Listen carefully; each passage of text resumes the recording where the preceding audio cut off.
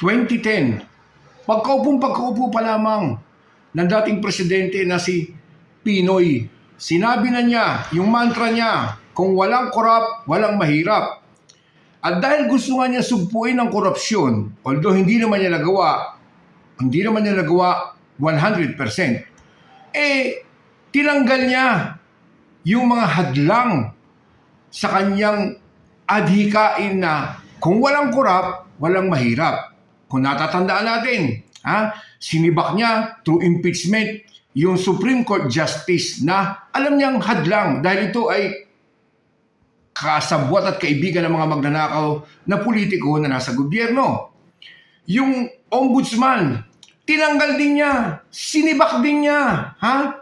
Talagang yung dalawang posisyon na nakikita niyang magiging hadlang, tinanggal na agad niya.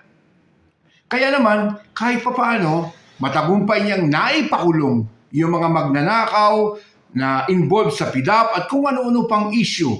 Naipakulong niya si Jinggoy, si Bong Revilla, si GMA, si Enrile at marami pang iba nakakasuhan at nakulong.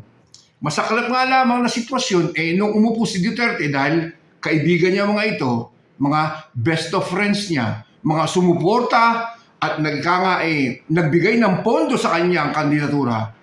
Siyempre, bilang ganti, pasasalamat, pinalaya niya ang mga ito. O ano nangyari ngayon, di ba? Ngayong issue ng flood control projects, sino na naman ang mga involved? Di ba si Jinggoy na naman? Di ba si Revilla na naman na nakakulong na uli? Walang kadala-dala itong mga to dahil wala nga napaparusahan.